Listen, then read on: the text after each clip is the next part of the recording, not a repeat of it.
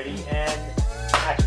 Welcome to the snack room. Welcome to the snack room. We're going to be talking about mixing dried herbs with cannabis and what kind of effects and benefits that can do for you. So I have a few sitting right here on the table. Lavender is one of the most well-known herbs that you can mix, and when you're doing this you can just grind it up, and preferably putting it in a joint is what works best. It also helps the joint burn slower, so you don't have any paper running down or any kind of mess like that.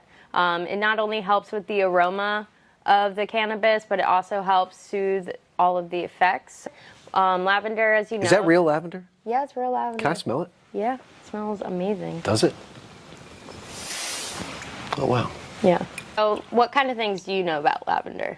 What do I know about lavender? Yeah. When it comes to lavender, this is how I've always, like, even connecting with cannabis terms, talking about essential oils, like, that the plants produce, terpenes. Linalool, I think, is one of, like, the major terps that lavender produces. So, which is directly connected with some of the terpenes that you can, like, be sought after. Yeah. Like in the plant itself. But when you smell lavender, I mean, even when I smell it right there, it's like one of those things. It's like it's very therapeutic. It's extremely relaxing, right? Calming. Yeah, calming, right? Like soothing. So, talking about maybe desired effects or things to pinpoint it to. Maybe it's good for anti-anxiety, stuff like that. Yeah, definitely. So one of the benefits of mixing lavender with your cannabis, it not only helps soothe any kind of irritations that you have or calm you down, but it also can reduce the psychoactive effects of the cannabis. So if you want something that's not too overwhelming, or if you're already up there and you're too overwhelmed and you want to bring it down a little bit, the lavender will help with that. That'd be a good thing for one of our producers. Yeah. Andrew was talking about how he wanted something that was 10% THC, right? Yeah. It can calm your ass down, Andrew. I mean, it definitely could, and it's anti-convulsing too. So, sometimes if you get a little too overwhelmed, you could start shaking, or if like somebody has a kind of disorder where they shake, like that'll also help with that. Tremors. I didn't know that. Yeah. Yeah. Another one to get into here is Mullen. What do you know about Mullen? It would be really hard for me to say that word. Mullen. Mullen. You have a Mullen. Mullen. There's no extra N. It's Mullen. But I like to say Mullen. It feels right. Even when I bought this at the store, the guy was calling it that. Mullen. Okay. So a really cool thing about this herb right here is that it's a bronchodilator, which means that it helps your lungs. So if the smoke was too harsh or anything like that, you could take a big hit and not have to cough a lot after. Yeah. So like open up your lungs like more? Yeah, it helps your respiratory system. And it's also good for retaining information. So like if you're studying for something or you want to get some things down packed in your brain there, you mix a little bit of this with the cannabis and it'll help you retain the information. So is that like pinene? Yeah, I guess in a sense. Well, beta-pinene also is a bronchodilator as well. Yeah, it opens you up a little bit. It's good for attention too, so that's why I was like, yeah. Is that maybe something that's in there? Yeah, possibly. I'm not completely sure about that one. But it is a very good one in it. Also, you can smell it from outside the bag there, or you can open up the bag too.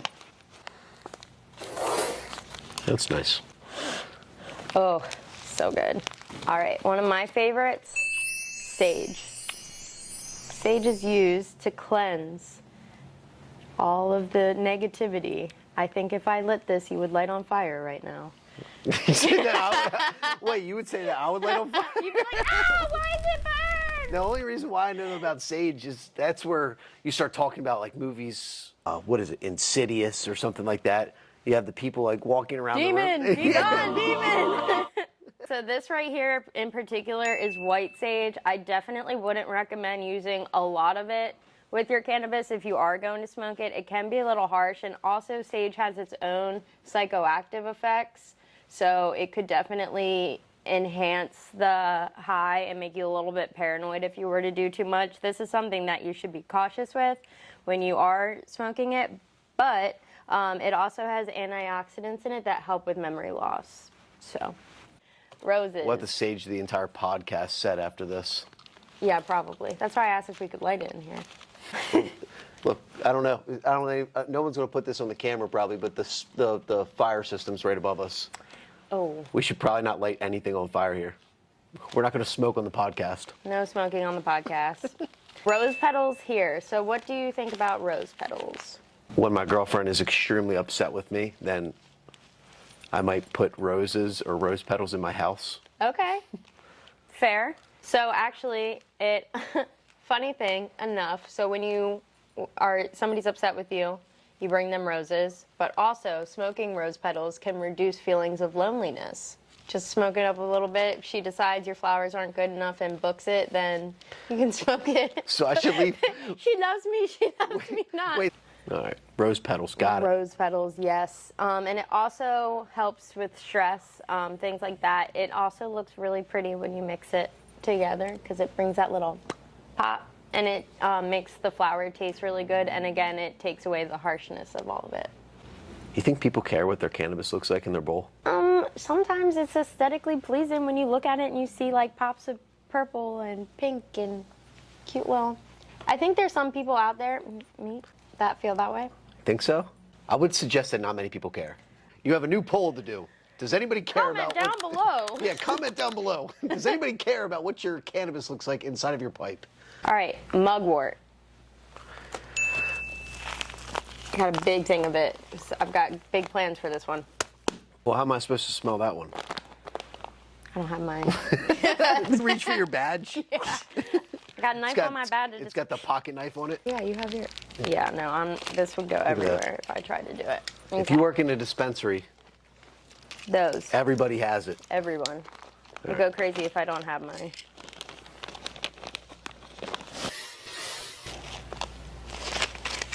You should cook with this. Yeah? He's a chef now, in case anybody... Chef Boyardee. Chef Boyardee. Here you go. Oh, it smells like black tea, almost, to me. You think tea? I do. I think a lot of herbs just So smell what's like it good tea. for? Okay, so, mugwort.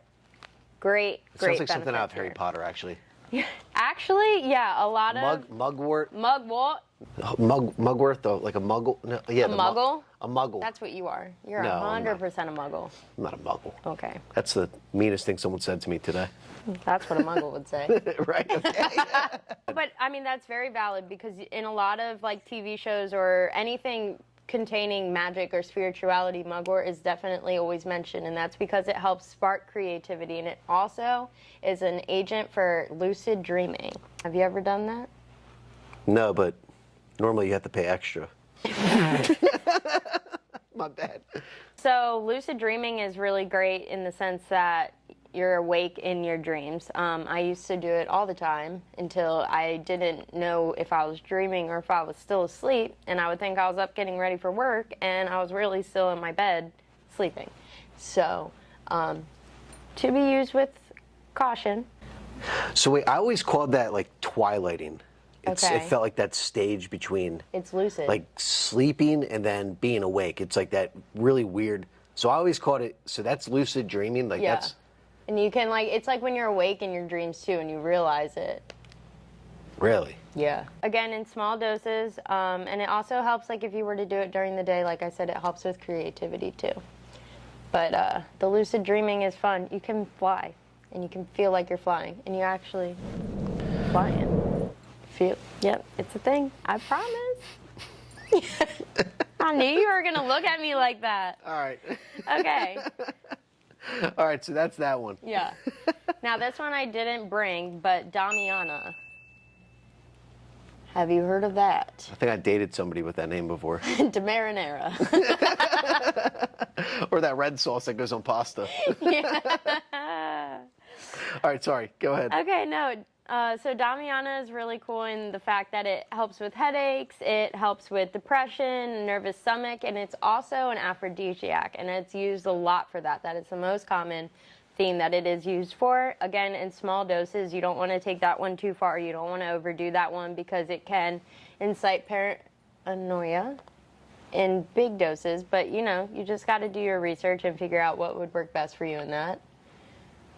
There's a couple people, if you told that something is an aphrodisiac, they do double the dose. I guarantee you that. Oh, 100%. I mean, Wait, I will. why don't you have that one here? Huh? Why isn't that one here? Because they didn't have it at the Oh, store. they didn't have it at the store, okay. They were actually out of it. They did have it. Buy it online. Buy it online. You can. I got a lot of these from the Crystal Fox, the little crystal and herb shop that's right Oh, yeah, there. that's like, yeah, right around the corner here. Yeah. But Actually, that's crazy. The aphrodisiac. So you can go back to even, you can talk about golden strawberry again, yeah, exactly. which is an aphrodisiac strain. I used to tell people, I used to look at them in the face and be like, look, this strain single-handedly is like saving marriages across the state of Maryland. You're probably not wrong about that. So I mean, mix it with, what's the word? Damiana. Damiana. Damiana. I remember her. Yeah, that even sounds good. It's also mood enhancing, and you know, if your girlfriend's mad at you, bring her some rose petals and Damiana. Mint is really good too, in the sense that it makes it kind of mentholy taste. Everybody likes that. It also has some vitamin A in it, which helps with your eye health as well. Have you ever? Are you calling me out because I'm wearing glasses right now about my eye health? Now that you mention it. Smoke some mint. No, so mixing herbs with your flour. It's interesting. I've never done it. It's kind of relevant because there was some products that were pre-rolled products in the market, and they wrapped it in a tea leaf. And then they infused it with, what they said, I don't know how they infused it, but they infused it with vanilla and like cocoa. So it was, like a vanilla chocolate sort of flavor. Okay.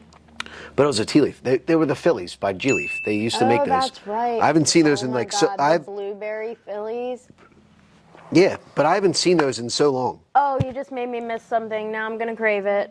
But yeah, but they wrapped it in a tea leaf. Okay. I So- actually didn't know that. Yeah, but I don't know. I guess it would kind of be the same thing. That would be interesting to look up. They also have the Blazy Susans. They're rose petals. Rose petal wraps.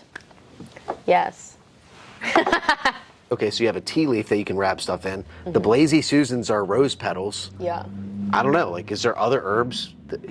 Even if you didn't mix in the herbs crushed up like this, even if you found a leaf of some sort and were able to, roll it up. Yeah. I mean, there's definitely stuff out there. I mean, mint leaves can be long enough to where you could put something in there. I've never tried to just burn a mint leaf. I mean, I know that things burn obviously better when they're dehydrated, but I've never picked up a leaf and tried to like roll something in it. I guess when you're out in the wilderness, you just And you gotta get you gotta do what you gotta do. yeah, whatever you get your hands on. Yeah. Can you roll? I'm not the best at it, but it gets done. By somebody else? I mean, I can do it. No, you could probably roll now. You don't have any of like We're your. not talking about that cut. No, we don't need to cut. I'm hiding my nails right now. I don't have any on. No, I was totally judging you that you didn't do your nails for the podcast. Listen, my nail lady's on vacation, okay? She's away. We're not going to talk about it. I was really hoping you wouldn't bring that up. But yes, now that I don't have my nails, I could probably roll better, although they make for like a good, like I can scoop it and get it in there, and it, like when you got to twist and get that good, like the good first roll, the nails help with that. I think I have an attention problem, so it's hard for me. I think you have an attention. Yeah, I think I have an attention problem. So, when I'm sitting there trying to roll something, I start to get frustrated.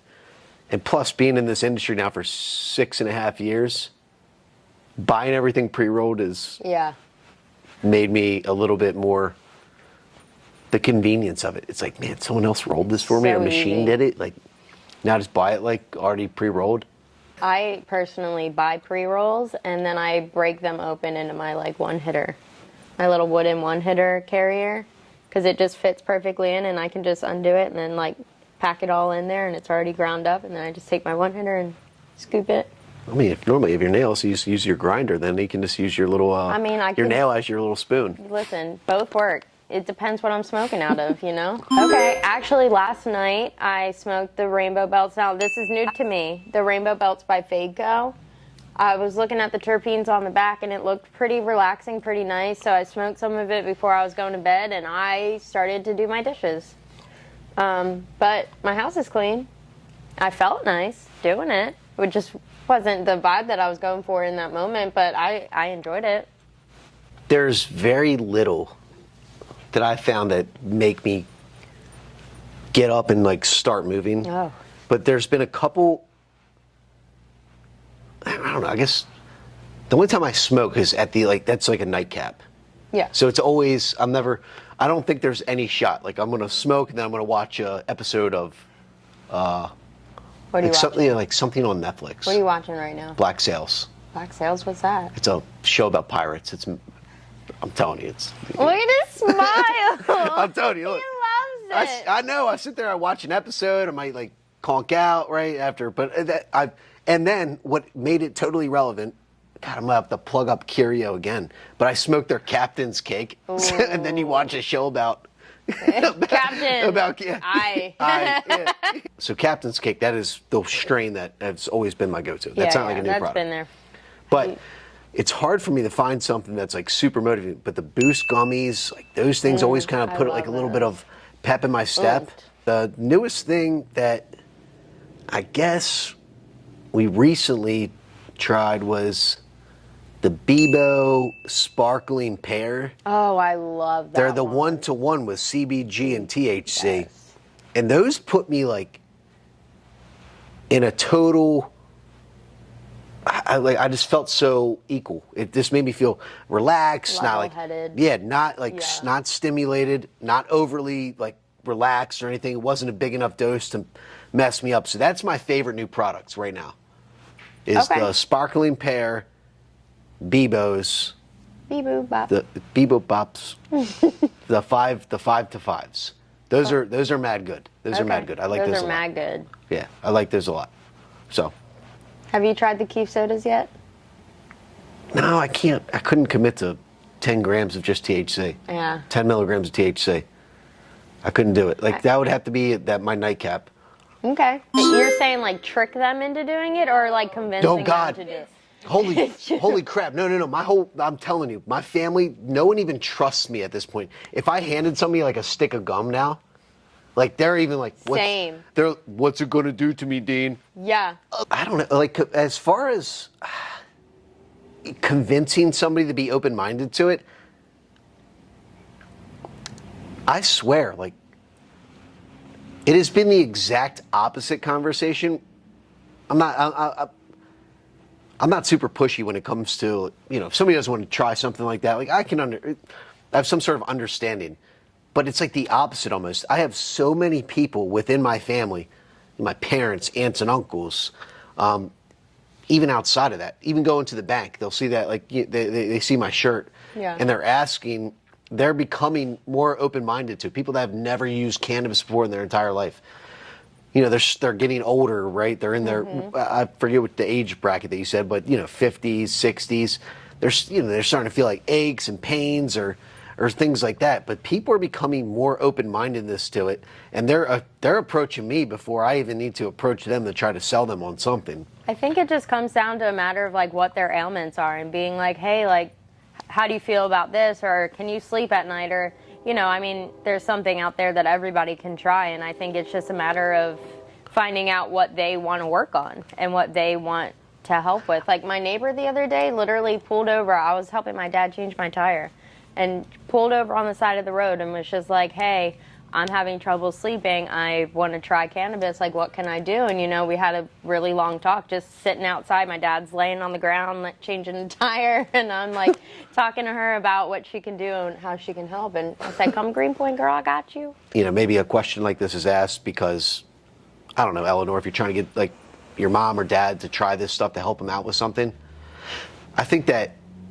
their biggest concern on the other side of that conversation would be some people just don't want to get high. Yeah. Right? They want to avoid the impairment. And I think that now when you can come to a place like ours where you can sit there and you can shop through the 800 products that we have in, is that there's so many different things that are not going to cause impairment, but but could help out with the little aches and pains, or maybe still, I don't know if I've mentioned this on the last one or we talked about it before, but I feel like a lot of people have sleep problems, and you start to see other problems stemming off of people not getting a good night's sleep. Yeah. But anyway, but that being like another one of the issues. But so anxiety to go along with that, or depression, whatever the ailment is. But I think that a lot of times people are trying to avoid that impairment feeling, which it doesn't matter what your cousin's brother tells you at the family party. Right. You can come into here, you can talk to somebody that's an educated professional down in our buildings, and then discuss those things, trying to avoid impairment. So yeah, the wild gummies, the 20 to 1s, the strawberries. Yeah, something like that. CBD, or even like those Bebos I even mentioned, right? Like exactly. they're clear. They're not. I'm not going to say not psychoactive. Not psychoactive, because everything's going to be like a little psychoactive. Euphoric. Yeah. But as far as, I would sell it as a non-impairing product, which I feel like that's what a lot of people, if that answers the question, I feel like that it's trying to avoid that impairment, which there's solutions for that. Yeah. Absolutely. I got it so some of this you can get like from Amazon, but I always recommend going to like your local crystal shop. There's one down here in Laurel called the Crystal Fox. They have an entire wall of just dried herbs. And that's definitely a really good one to check out. And most of the people there are very educated. If I ever have a question about anything, I could just go up and they can help me out. But I mean, there's websites that actually sell flower specifically for smoking. Like, they already have them rolled up into joints. Like, they roll it for you, like pre-roll packs, but it's just herbs. I actually found somebody on YouTube that has, like, a special blend that, like, is supposed to be, like, the cure-all for smoking with herbs. Would you suggest, like, adding something like this to your flower, bringing down the potency for somebody like Andrew or... so it's not shooting you through the roof of getting high, right? But Dad also, we call it dadweed. like, Dadweed. It's like yacht rock. You want to call it dadweed? Dadweed. Okay. Dadweed. You want to call it dadweed. Oh, man. Depends on your dad, because my dad... Taking away some potency stuff, which would be ideal for a lot of folks. Yeah. Same exact, even to follow up with that on the last question, which was, I think a lot of people avoiding the impairment thing, but you're making a strong terpene connection here. I feel like you're talking more about terps, right? You're adding terpenes by doing something like that. Essentially, right? Yeah. Make sure you do research and don't overdo it on the herbs. They recommend like a 70-30, like 70 parts cannabis, 30% herbs. But like I said, some of these, like the Damiana, what were you saying? Damiana.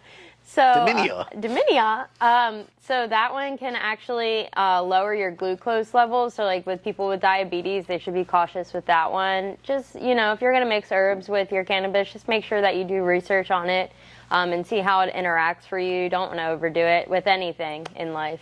So yeah, that's except for interesting. gratefulness and happiness, overdo it.